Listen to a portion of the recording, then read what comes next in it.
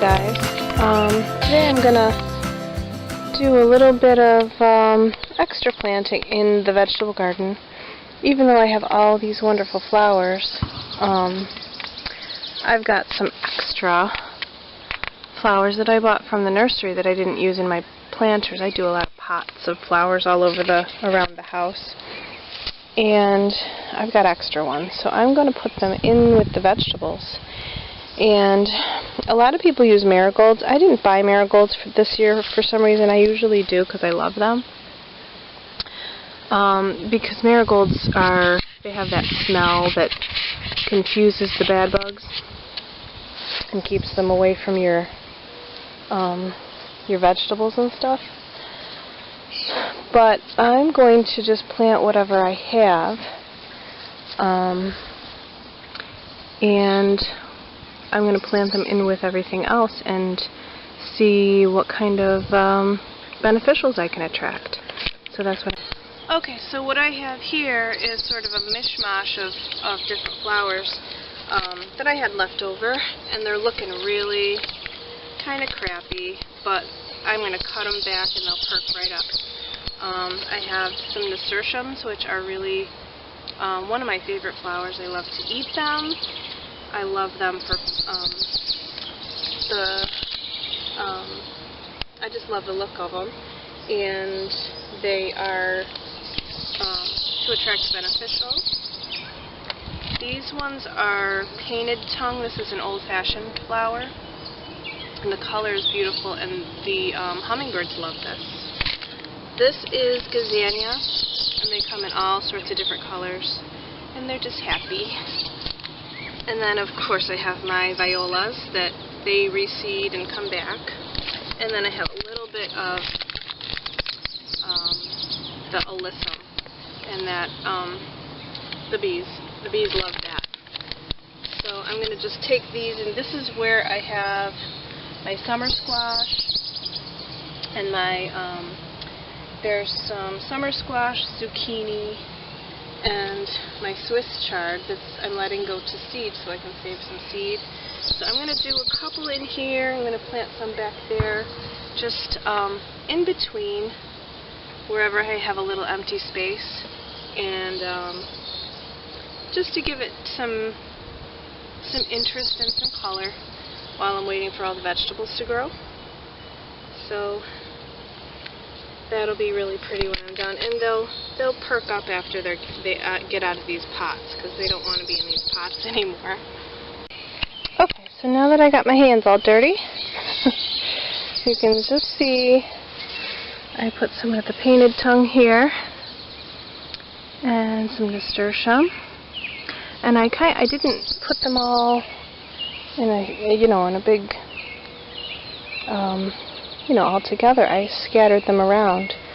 So there's a little gazania over here with the peppers. There's a little guy. And they'll get bigger and bigger. There's another painted tongue over here with a little viola.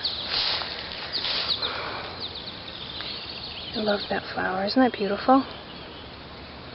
And so I've got that next to the cucumbers, the potatoes, the broccoli, the peppers. And I know this looks really scrunched together, but I kind of do this on purpose because I have such good soil here. I have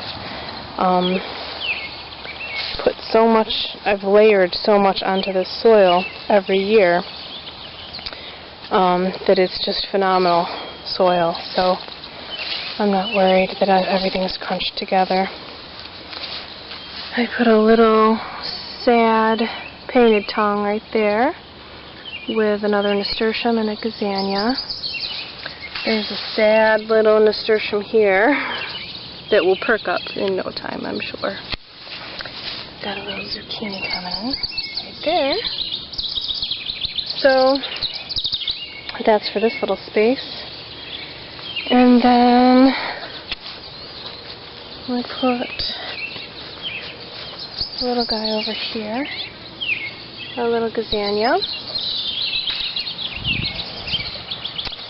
And then I have another garden over here with my This is my Back to Eden garden, and I just put potatoes in just to, because I had just put these wood chips down, and you can see I didn't put them nearly as deep as I should have because the weeds are coming right through, except for in this front where I put them thicker.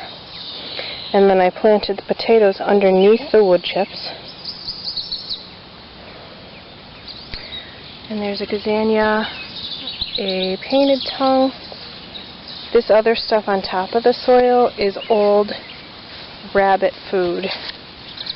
There's a gazania and an alyssum. And I'm sure these will get dug up when I dig these potatoes, but that'll be another video. So,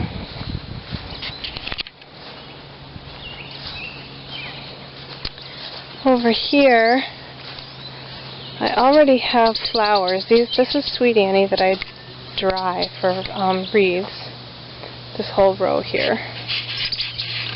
And then I've got oats growing here. They haven't come up yet because oats you can plant any time of the year. And then I have another painted tongue, another nasturtium, and another nasturtium here with my winter squash. Oops, I almost fell, sorry.